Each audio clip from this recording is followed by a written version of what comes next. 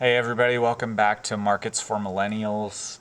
This is for the market wrap ending May 14th, 2021. I do apologize. Last week I gave the wrong dates both on the cover of the video and also when I spoke in the video. I believe I said the wrong dates. I hope you'll forgive me for that.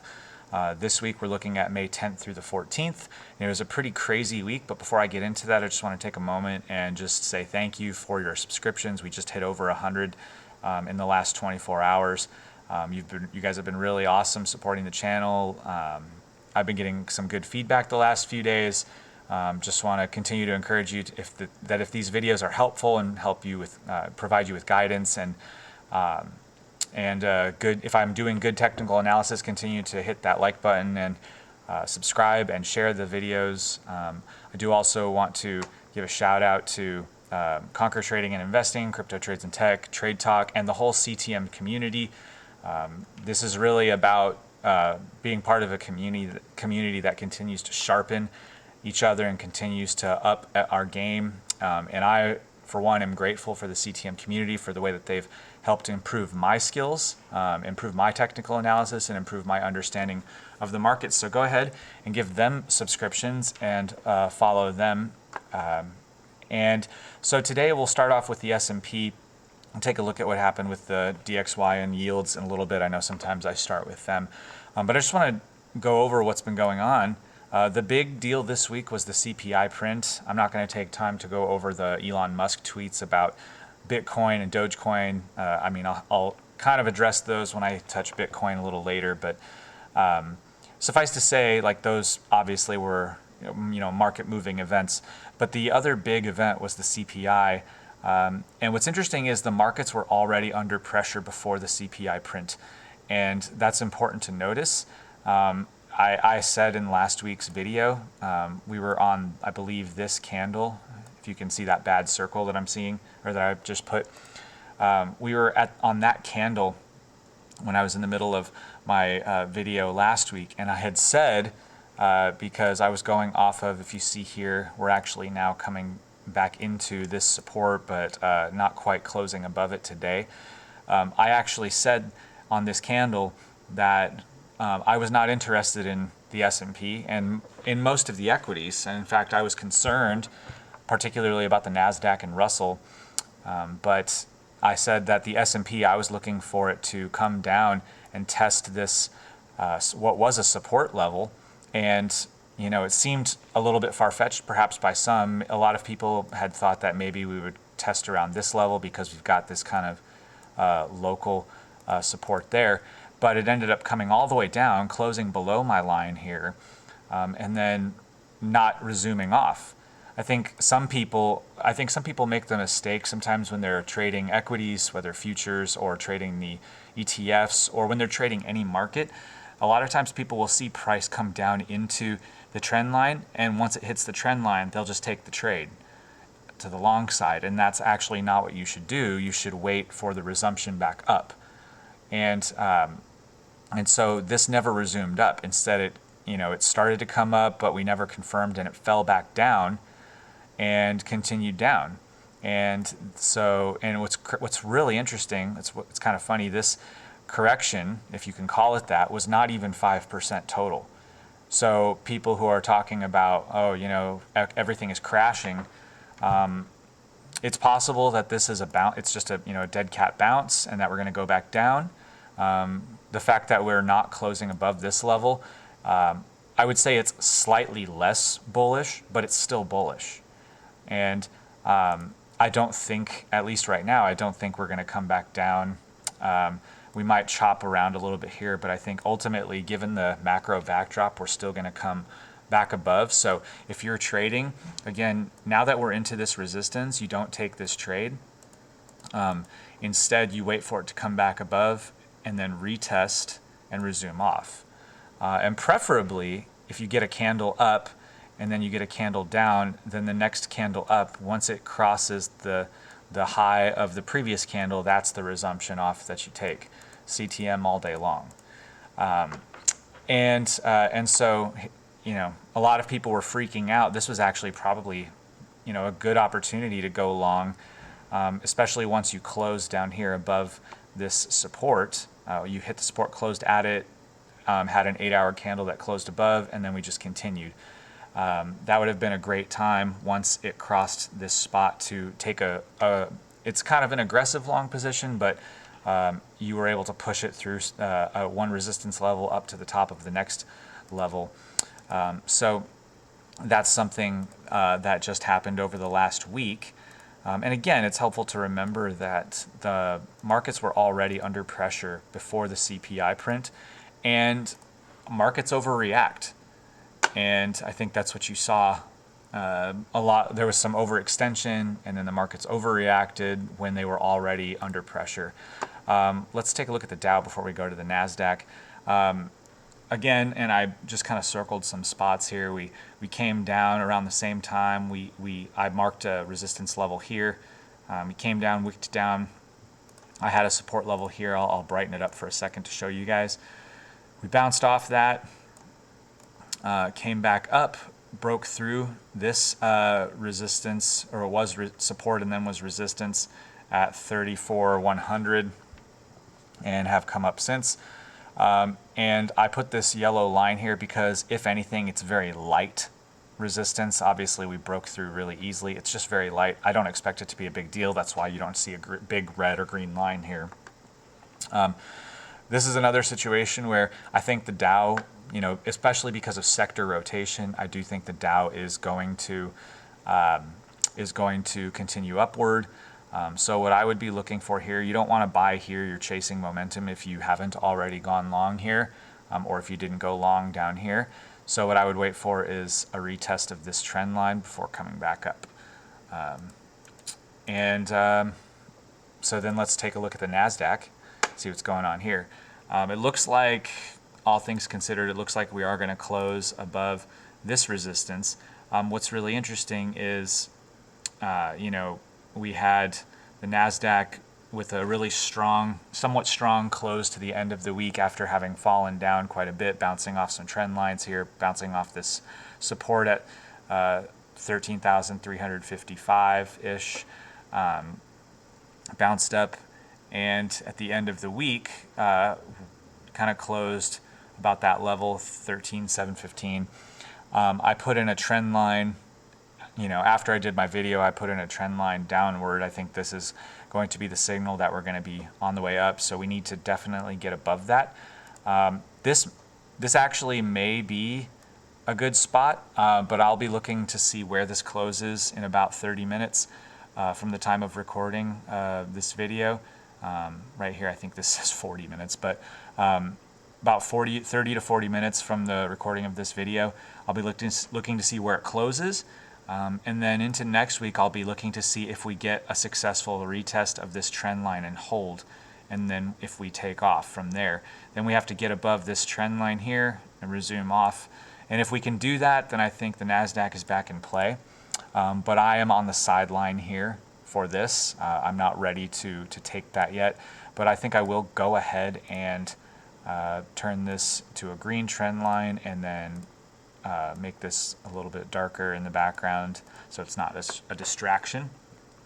It's also interesting to note, I'm not sure if I'm ready to change these trend lines, these ascending trend lines, because they have come into play. All I've done, if I just pull back, I had a prime trend line kind of coming where I think I started with it along here, and then just continued to extend it and continued to clone it. And that clone trend line is this brighter trend line right here. And it has, as you can see, it's come in as support, these cloned trend lines. It was there, there, there, there, there, and also here. So you can see all of those places it provided support. So I'm not sure if I'm willing to get away from them yet, but we'll see with what the NASDAQ's price action does. And then the Russell.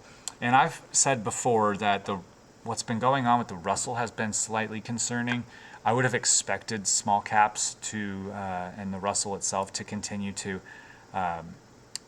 outperform in comparison to maybe the S&P, especially the NASDAQ. And it's actually been tracking a lot more closely to the NASDAQ than I would have thought.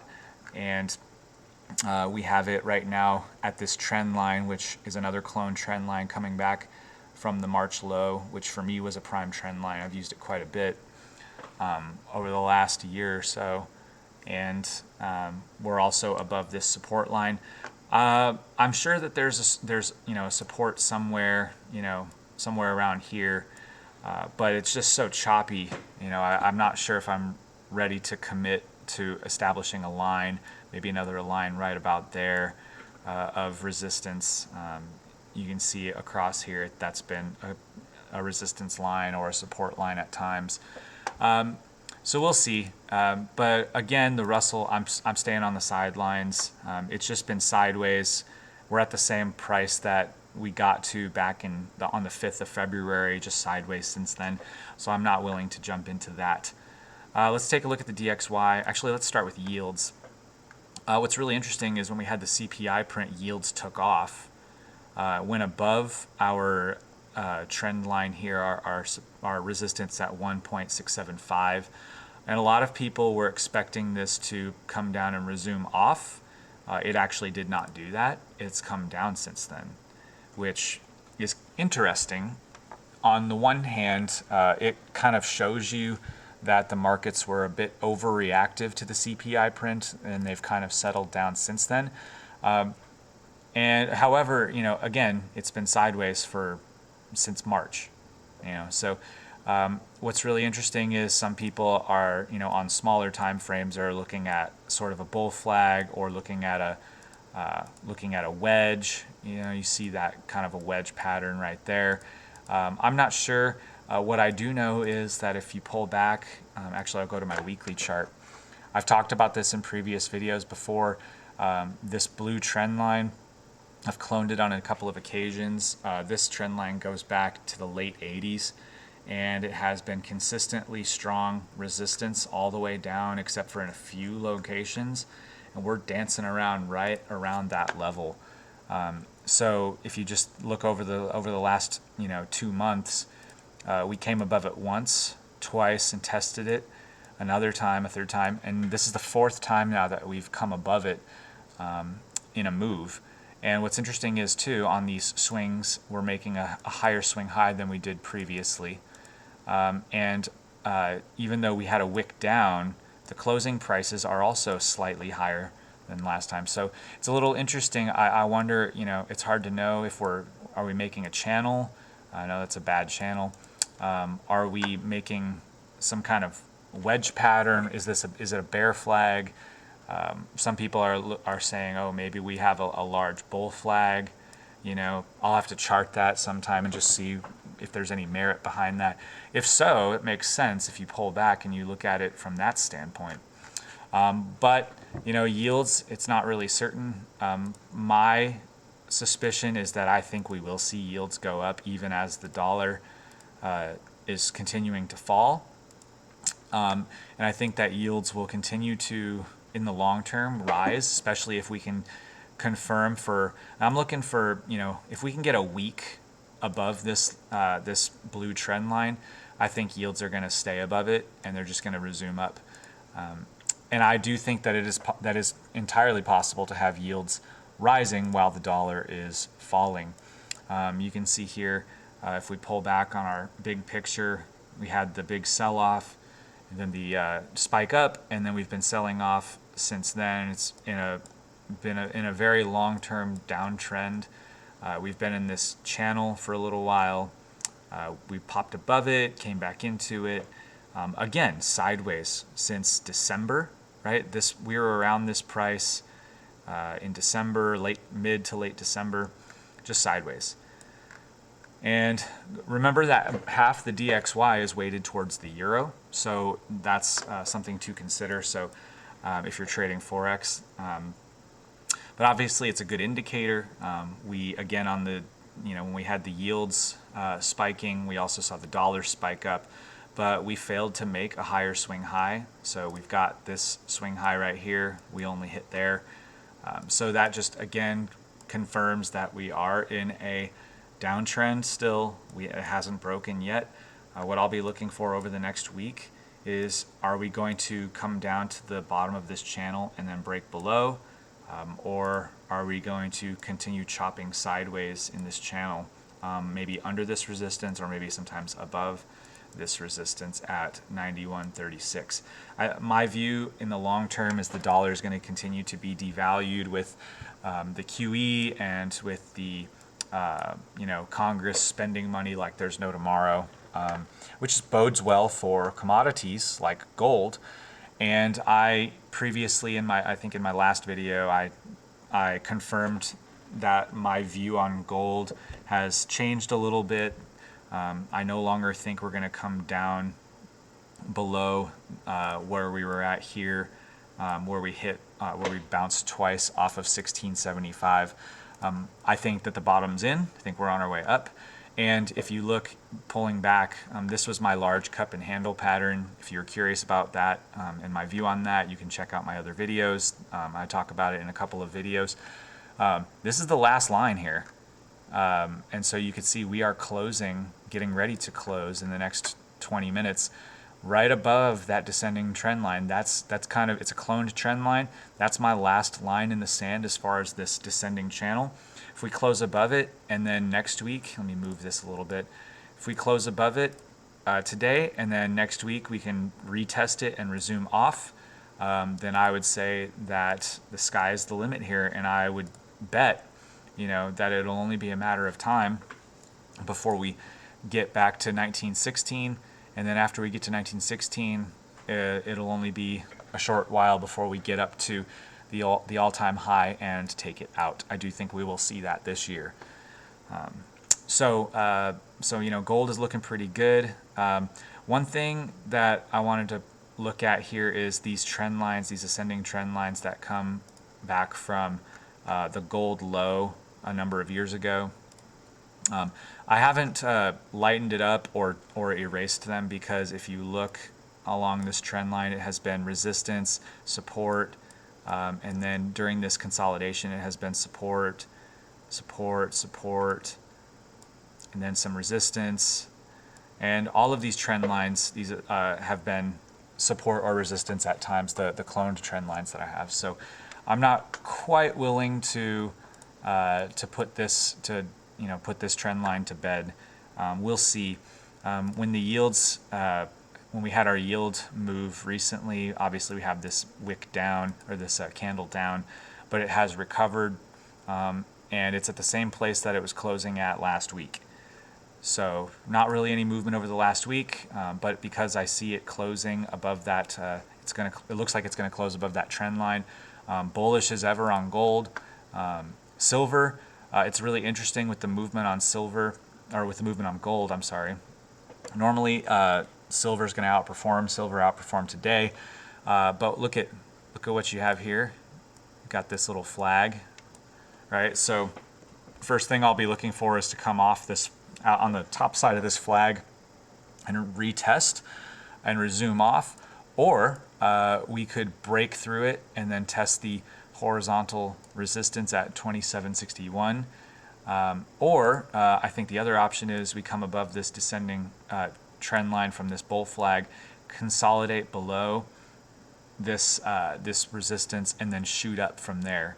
But I do expect silver to continue to outperform gold, because I believe we are in a multi-year precious metals bull market. Let's take a look at Bitcoin. I've spent a lot of time talking about Bitcoin. I have a video that I posted recently about Bitcoin. Not going to say a whole lot about that, other than it looks like we're closing below this resistance once again. Some people have been saying, "Oh, are we in a flag, a large flag, or are we in a large wedge?" I don't know. I put this trend line. I don't think I'm going to keep it. I think I'll just get rid of it right now. I put this little rocket ship because for me, once we can cross above some of these lines of resistance and then get over this descending trend line, it's going to be off to the races. And just for perspective, what you see here is in the pink line, the pink solid line is the 2017 bull cycle. And you can actually see it's really interesting how we're matching up to it with this peak right here, the all-time high, same spot in the previous bull market. And then we're getting to around where the swing low was, the shakeout, the sell-off. It's possible we could come down even further. In fact, I talked about this in my video, but I put this green box right here because, and maybe I should just get rid of this pink line on the chart, because I think that'll make it easier to see. It's possible. I've said in my previous videos, we can have 30 to 40% pullbacks. We barely touched about the 30% level here when we got down to 45,500. A 40% pullback would take us just below 40,000. It's entirely possible, and I just want to reiterate, we could sell off down here, but the model still is not broken. I think we would still come back up. We still have a long ways to go until September, which is where I believe the all-time high is probably going to be. It's possible it could be as early, and I've said this before, as early as late July, early August, or potentially as late as October, mid to late October. So always be ready for that. This was kind of a little fun box I put, this blue box. This is where kind of the zone where I believe Bitcoin will retake its all-time high and then work its way into price discovery. We'll see if I'm right. And then there's one other thing really quickly. I talk a lot about GBTC, and I usually make separate videos for that, but I have a little nugget that I thought I'd share with you. First of all, a lot of people get confused because they see Bitcoin up, a certain percentage or down a certain percentage, and they're asking, well, why doesn't GBTC track its exact percentage? And part of the problem is that the markets are, GBTC on the OTC markets, it closes at 4 p.m. Eastern time, and Bitcoin and the crypto markets are open 24/7. And so what was interesting to me was, you see on my screen here, we have this place where I circled is where we closed yesterday, on Thursday afternoon. So it was our close at the top of this 11 o'clock candle on the 2-hour chart. And our move to where the close was today was 3.38%. So in 24 hours, it was a 3.38% move. But if you go to GBTC, our move today, I'm going to go to the daily chart here, our move is over 6%. And one of the things that I wanted to point out about this that I thought was so interesting, let me go to my 3-minute chart, because what I want to show you, so over here on my 3-minute chart is the region in which we closed yesterday. And then when the markets opened today, we were up, and then what was interesting was this was, and then let's see, this was May 14th. Yeah. So here is where we opened up, right? Versus, over here previously. I don't know, something's wrong with that. Anyway, point is that here is where we opened up today. And what was really interesting was to see how Bitcoin shot up and then came back down. And look at where we closed. We closed right about here. So we actually closed a little bit lower. And if you haven't been paying attention, what I notice happens with GBTC is when Bitcoin's price is moving sideways, GBTC usually underperforms to the downside. But what's really interesting is that in spite of the fact that Bitcoin was sideways or spiked up, was sideways and then down on the day from its open, from when the New York Stock Exchange opened up. So see, we started here and then we ended a little bit below. GBTC didn't do that.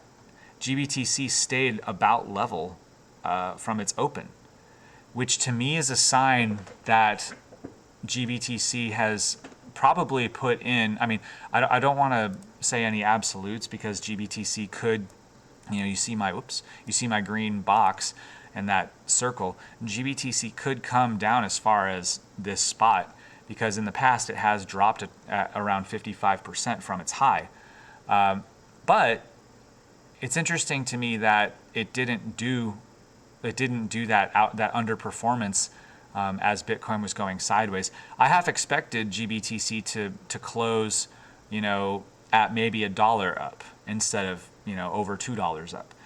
I didn't expect it to keep a 6% gain. Maybe half or less. That was my expectation. And the fact that it didn't suggests to me that Bitcoin and GBTC are probably about to be on the way up. If they're not already, they will be soon. And so that was just kind of a little nugget that I came across.